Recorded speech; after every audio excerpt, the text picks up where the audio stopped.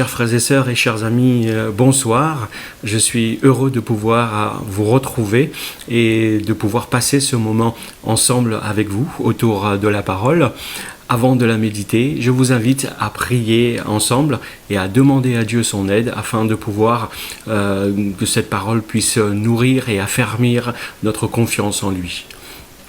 Seigneur, merci pour ce moment que tu nous donnes de pouvoir passer ensemble. Je sais que tu es aussi avec nous, avec chacun de nous, et tu nous as donné ta parole, ton esprit. Alors ce soir, aide-nous à pouvoir méditer ta parole et que de cette méditation puisse, Seigneur, ressortir quelque chose qui puisse fortifier notre âme et affermir notre confiance en toi et dans ta parole, affermir notre marche avec toi par la puissance du Saint-Esprit. Merci Père. Amen. Alors avant d'aller plus loin, puisque depuis la semaine dernière nous avons commencé un parcours sur les psaumes, est-ce que vous vous rappelez du verset que nous devions mémoriser ? Il se trouve dans le premier psaume, le psaume 1 et le premier verset. Et ce psaume dit « Heureux l'homme qui ne marche pas selon les conseils des méchants et qui ne va pas se tenir sur le chemin des pécheurs, mais qui ne s'assied pas en la compagnie de ces gens qui se moquent de Dieu. » Voilà, juste ce premier verset nous avait intéressé, et tout le chapitre aussi. Et aujourd'hui, ce que je vous invite à faire à travers d'autres psaumes, c'est de voir combien Dieu prend soin de nous, quoi qu'il arrive. Quelles que soient les situations de notre vie, Dieu est toujours là, Dieu est toujours présent, il entend, il écoute et il répond. L'une des premières questions que habituellement les enfants apprennent à se poser, c'est cette question qui dit pourquoi ? Pourquoi ceci ? Pourquoi cela ? Mes 5 fils ont aussi posé cette question plusieurs fois et même plusieurs fois par jour. Pourquoi est-ce que je dois me brosser les dents ? Pourquoi est-ce que je dois aller à l'école ? Pourquoi est-ce que je dois débarrasser ? Et quand on est adulte, on a l'impression que on perd cette habitude, mais non. Quand on est adulte, on se demande encore pourquoi. Et on se pose plein de pourquoi. La semaine dernière, donc, nous avons vu cette promesse dans le psaume 1 que l'homme qui obéit à Dieu, il sera béni, il sera heureux. Cela signifie que nous n'aurons pas une vie parfaite, mais nous aurons une vie bénie et heureux avec Dieu. Mais est-ce que cela signifie aussi que nous ne serons plus jamais tristes ? Donc la méditation d'aujourd'hui va répondre à cette question. Et l'auteur des psaumes que nous allons parcourir raconte à Dieu ses sentiments profonds, ses sentiments de tristesse, d'angoisse. Et ces psaumes de David, donc David parle de choses qu'il pense être mauvais et négatifs dans sa vie. Et il va demander à Dieu, pourquoi est-ce que tu attends si longtemps pour me répondre ? Et nous aussi, nous pouvons demander à Dieu de nous aider, comme David l'a fait, et nous pouvons, comme David, avoir confiance pour savoir que Dieu nous répondra. Et rappelez-vous aussi que les psaumes sont des prières chantées, des prières qui parlent à notre cœur. Ils ont été écrits dans un style poétique en vue d'exprimer toute la palette des sentiments humains envers Dieu. Ce sont des chants qui expriment la confiance en Dieu, mais d'une manière particulière. Et notre réflexion d'aujourd'hui, de ce soir, se portera sur les psaumes que l'on appelle de lamentation. Alors, qu'est-ce que c'est ces psaumes de lamentation ? Ces psaumes sont ceux que nous retrouvons en plus grand nombre dans la Bible. Il y en a plus de ces psaumes que d'autres catégories de psaumes. Ces psaumes expriment la détresse dans une situation particulière, et il y a aussi un cri qui monte vers Dieu pour obtenir son aide. Et parmi ces psaumes de lamentation, Il y a des psaumes de lamentation individuels où une personne exprime à Dieu sa détresse, mais il y a aussi les psaumes de lamentation collective où un groupe de personnes, où le peuple tout entier adresse une prière à Dieu pour obtenir une délivrance. Donc, ce soir, nous allons regarder 3 psaumes, 3 de ces psaumes de lamentation, mais des psaumes individuels, des psaumes où David demande à Dieu de l'aider. Mais pas comme ça, mais il va demander à Dieu de l'aider dans des temps bien difficiles et bien compliqués. Nous allons commencer par le psaume 3. Et là, dans ce psaume, David va comprendre que, en fait, l'aide ne vient que de Dieu. Ce psaume 3 comporte de nombreuses, que l'on appelle premières. Pourquoi ? Il s'agit de la première prière d'aide, de demande d'aide du livre des psaumes. Et c'est également la première prière, le premier psaume qui a été écrit par le roi David. Ce psaume 3 est l'un des 60 psaume de lamentation. Il commence d'abord par une plainte ou une protestation et il se termine par la joie ou par la louange. Et le contexte de ce psaume 3, il est assez clair. On le retrouve dans le deuxième livre de Samuel, dans les chapitres 15 à 19. Et là, le contexte, qu'est-ce que c'est ? C'est David qui s'enfuit de Jérusalem pour éviter une confrontation avec Absalom, son fils, qui s'est révolté contre lui. Donc Absalom était un jeune homme assez beau et séduisant, et il avait une belle chevelure, et il est entré en conflit avec son père. Donc Absalom marche vers Jérusalem pour essayer de prendre la place du roi David, son père. Donc, qu'a fait David ? Il a préféré s'enfuir de la ville au lieu d'attaquer son propre fils ou même de se défendre. Et David va dire même que ceux qui le haïssent, ceux qui lui en veulent, étaient tout autour de lui. Et David s'est caché tout comme il l'a fait lorsque Saül était roi. Là, à ce moment-là, David a demandé l'aide de Dieu. Et c'est ce que je vous invite à lire dans le psaume 3, les 3 premiers versets. Et là, nous allons voir que la prière, c'est la seule chose à faire. Ce psaume commence comme ceci. Psaume de David, quand il fuyait devant son fils Absalom. Ô Éternel, mes ennemis sont si nombreux, oui, si nombreux mes adversaires qui se sont dressés contre moi. Et si nombreux ceux qui prétendent qu'il n'y a plus aucun secours pour moi auprès de toi. On peut imaginer comment cela s'est passé. David qui se réveille après cette fuite un matin et il se souvient de ses problèmes. Et là, quand David se sent triste, abattu, angoissé, vers qui il se tourne et à qui il s'adresse ? La première chose qu'il fait, c'est de parler à Dieu. Il parle à Dieu de ses problèmes, mais de manière très personnelle. Et avec l'aide de Dieu, il a pu passer une nuit, il a pu déjà vivre et il a survécu pendant la nuit. David va utiliser le terme « si nombreux ». Il ne va pas l'utiliser une fois, il va l'utiliser 3 fois dans ces versets. Il va dire « mes ennemis sont si nombreux ». Ils sont si nombreux, mes adversaires qui se sont dressés contre moi. Si nombreux ceux qui prétendent qu'il n'y a plus aucun secours pour moi auprès de Dieu. Ces si nombreux montrent bien l'angoisse de David. Et là, David ne peut pas compter le nombre de personnes qui sont contre lui, ces si nombreux. Et là, il a peur. Les nombreux, ces si nombreux, n'étaient pas du côté de Dieu. Et David en arrive à penser que Dieu l'a aussi oublié. Souvenez-vous du péché de David avec Bathsheba. Comment cela s'est passé. Et maintenant, la rébellion de son propre fils, Absalom. Alors David, est-ce qu'il va continuer à avoir confiance en Dieu ? Est-ce qu'il va pouvoir se tourner vers Dieu ? Alors, la suite de ce psaume nous montre que David a compris que Dieu est le seul qui va pouvoir l'aider. Dieu est le seul qui va pouvoir l'écouter et lui porter secours. Et il dit ceci, « Pourtant, ô Éternel, tu es pour moi un bouclier qui me protège.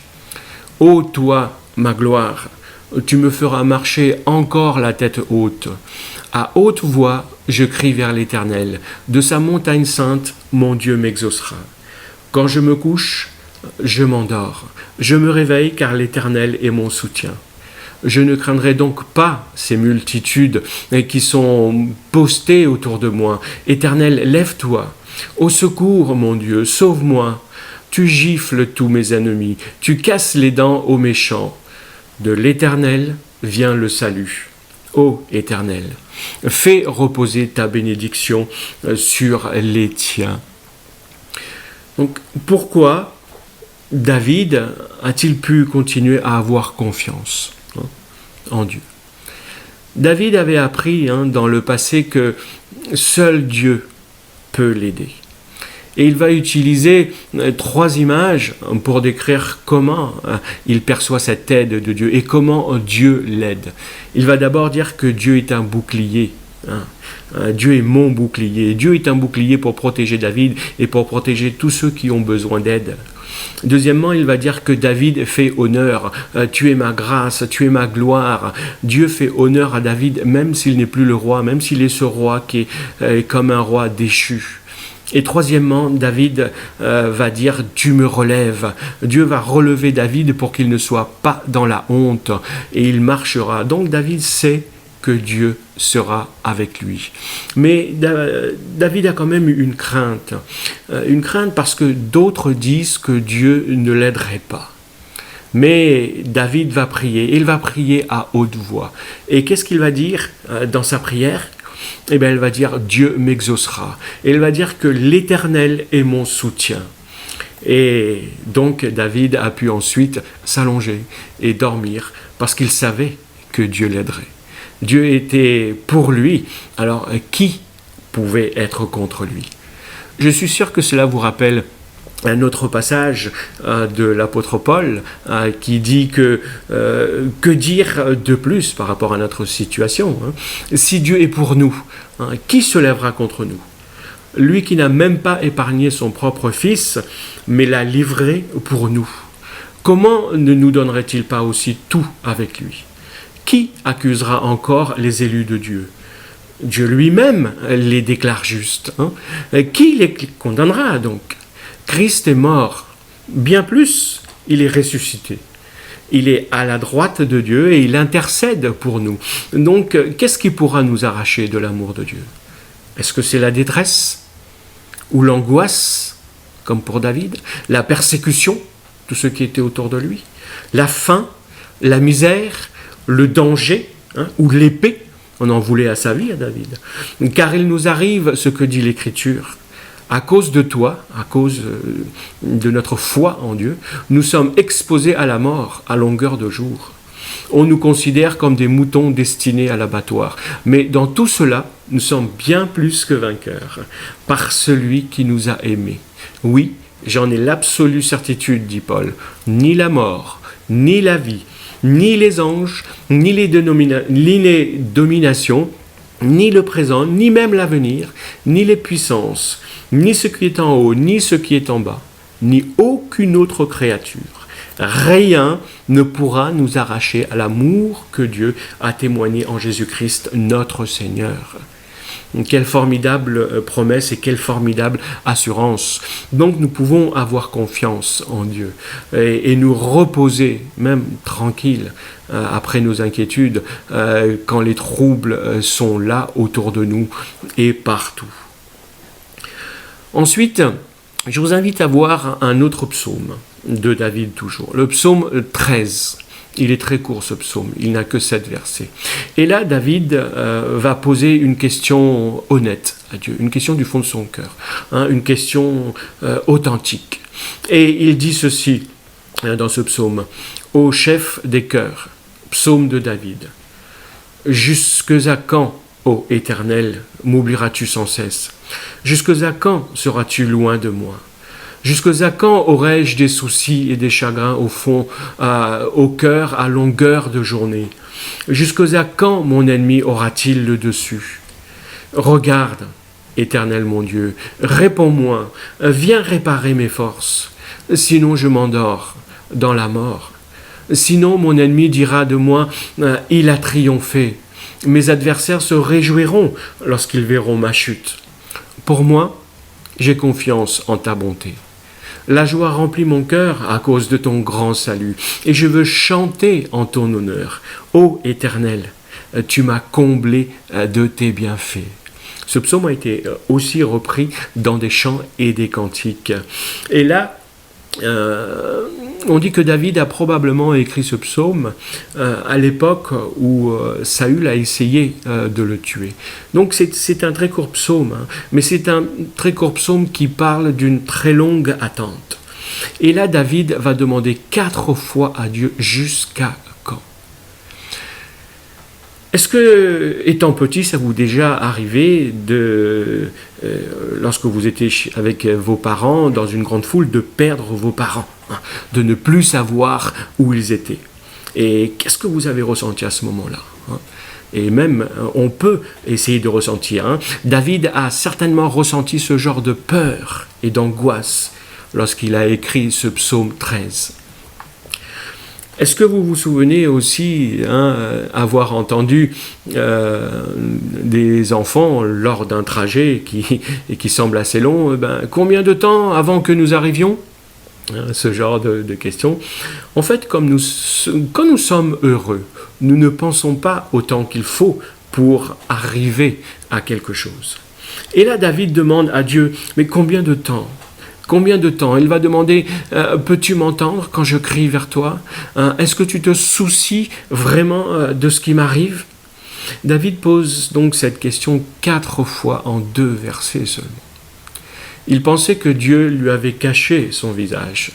Il pensait que Dieu l'avait abandonné. Il était profondément triste, abattu. Il était encore dans l'angoisse. Et aujourd'hui, nous dirions que David était déprimé et qu'il était dans la dépression. Et certainement même que David voulait mourir. Mais au lieu de cela, qu'est-ce que David a fait? Il a prié. Il a demandé à Dieu ce dont il avait besoin. Dieu n'a pas répondu tout de suite, hein, et il ne répond pas toujours aussitôt au cri d'une personne qui est désespérée, mais David avait confiance que Dieu répondrait, et il avait appris que même lorsque Dieu, on ne le voit pas, même lorsque nous ne pouvons pas voir Dieu, cela ne signifie pas qu'il ne peut pas nous voir et qu'il n'agit pas. Donc ce psaume, je ne sais pas si vous l'avez perçu, comme le précédent, que nous avons vu, le psaume 3, il a commencé par une plainte, par une tristesse, mais il s'achève dans la joie, par de la reconnaissance. Maintenant, nous allons voir un 3e psaume, le psaume 22. Ce psaume, on l'appelle communément le psaume de la croix. C'est un psaume aussi qui a été écrit par David. Mais ce psaume est plus qu'un psaume sur les souffrances du roi David. Lorsqu'on regarde vraiment ce psaume et la façon dont David décrit ces souffrances si émouvantes, cela nous fait penser que c'est quelque chose de plus que ce que le psalmiste lui-même ressent. Et on ressent quelque chose de prophétique dedans, quelque chose qui a un rapport avec le Messie. Et c'est ce que l'on appelle les psaumes prophétiques, les psaumes messianiques. Le Seigneur Jésus lui-même a parlé de ce psaume. Il a utilisé ce psaume qu'il connaissait lorsqu'il était sur la croix. Il a utilisé le premier verset de ce psaume. Et même, les apôtres ont cité plusieurs passages de ce psaume comme ayant trouvé leur accomplissement dans la personne de Jésus. Donc, avant de voir ce psaume, pour bien comprendre pourquoi on l'appelle le psaume de la croix, regardez ce qu'il est écrit dans Matthieu au chapitre 27, et qui trouve son parallèle aussi dans Marc au chapitre 15. Il est dit que vers 3 heures, c'est l'évangile de Matthieu qui nous rapporte cela, lors de la crucifixion de Jésus, vers 3 heures, Jésus cria d'une voix forte. Il dit « Élie, Élie, lama sabachthani », ce qui veut dire « Mon Dieu, pourquoi m'as-tu abandonné ?» Et dans les Actes des Apôtres, il va dire ceci, et Pierre va dire ceci, « Mes frères, permettez-moi de vous parler franchement. Le patriarche David est bel et bien mort, et il est enterré. Son tombeau existe encore près d'ici aujourd'hui. Mais il était prophète, et il savait que Dieu lui avait promis, sous la foi du serment, de faire asseoir sur son trône un de ses descendants.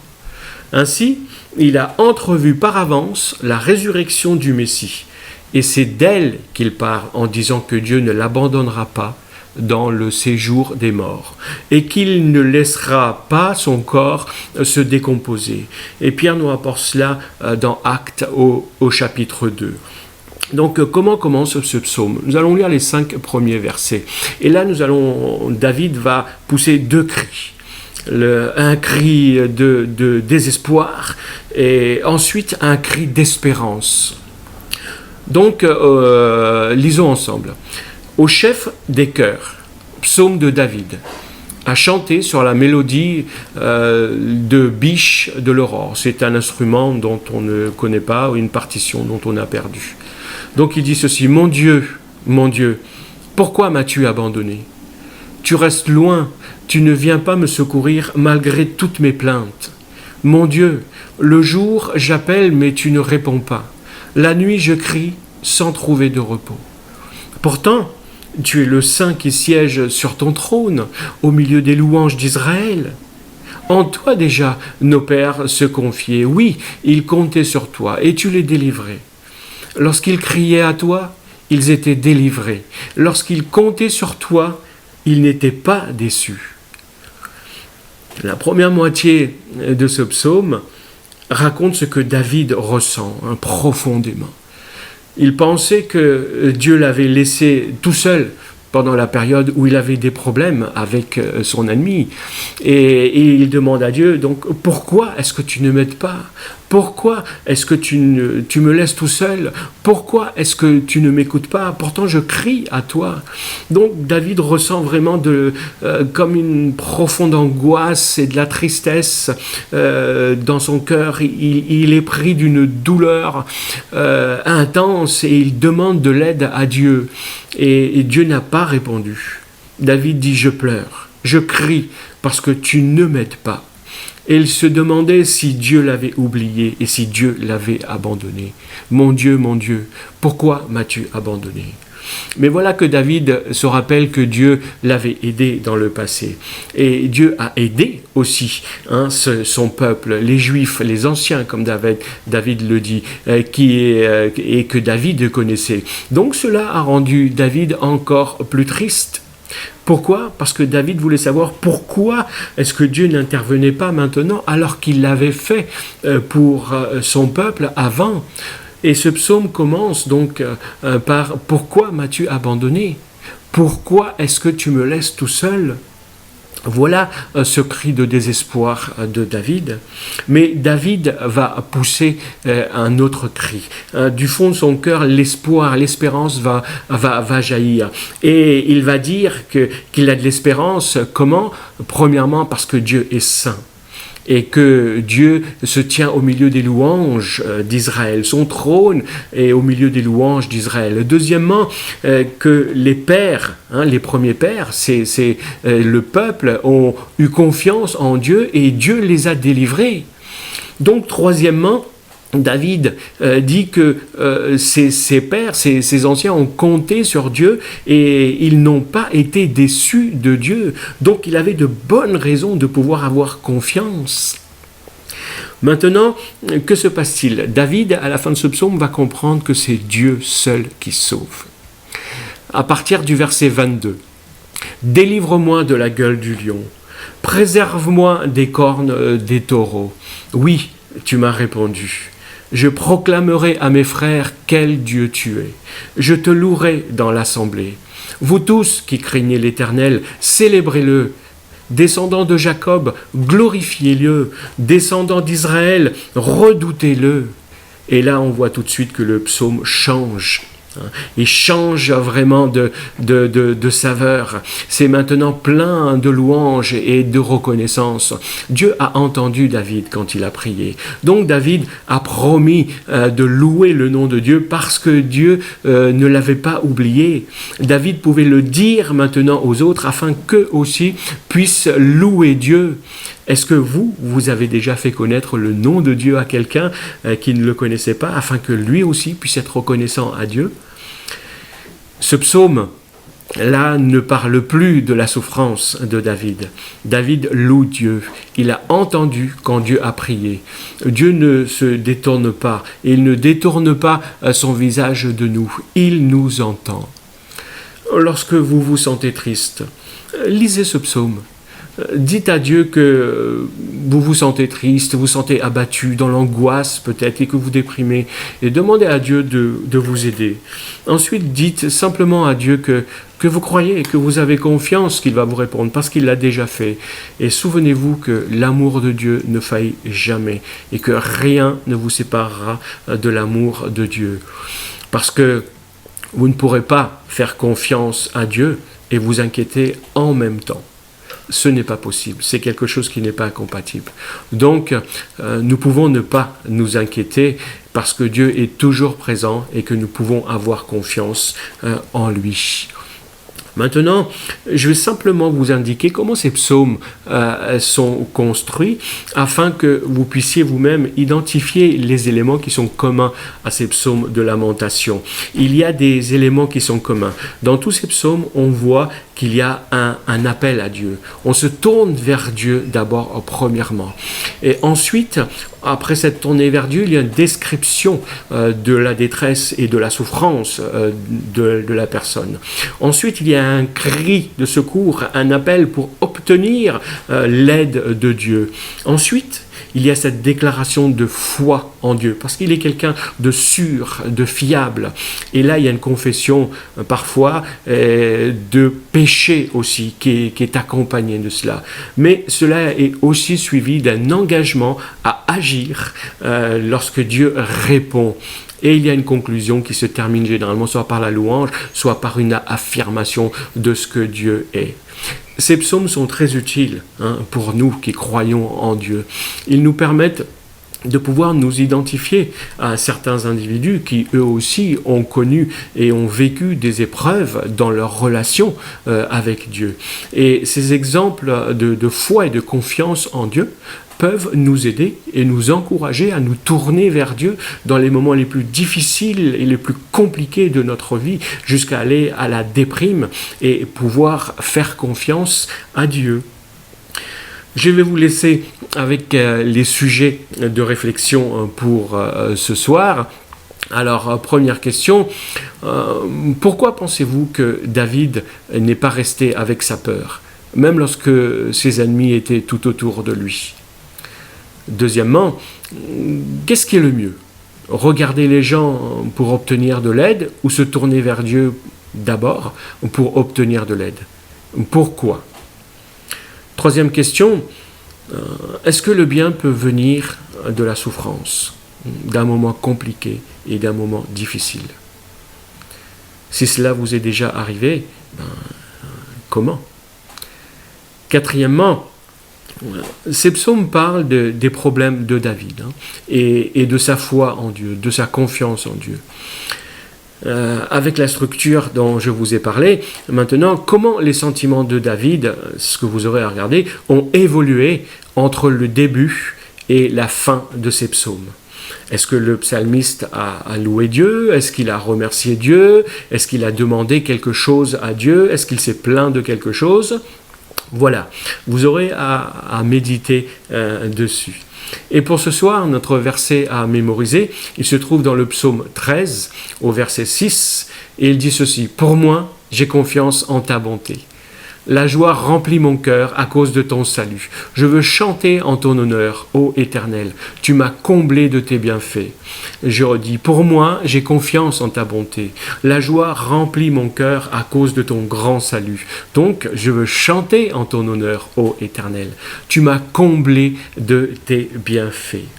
Quelle merveilleuse louange et quelle merveilleuse reconnaissance. J'espère que cette reconnaissance, c'est aussi la vôtre. Et nous voulons terminer, et je termine par la prière et demander à Dieu vraiment de nous aider, parce que lui, il prend soin de nous en toutes circonstances et être reconnaissant en toutes choses. Seigneur, je veux te dire merci parce que ta parole est la vérité. Et tu nous as montré ce soir à travers ces psaumes que même dans nos moments les pires, des pires angoisses, dans nos moments de doute, dans nos moments de peur, où nous ne voyons plus rien, nous pouvons toujours avoir confiance en toi parce que tu es un Dieu qui est toujours présent, qui a accompli de grandes choses et qui accomplira de grandes choses, et que tu ne nous laisses pas tout seuls. Tu es ce Dieu en qui nous trouvons secours et tu es ce Dieu en qui nous croyons que nous pouvons trouver secours. Alors merci Père, renouvelle chacun d'entre nous par ta parole et ton esprit et que notre confiance en toi soit affermie. Amen. Que le Seigneur vous bénisse et à la semaine prochaine.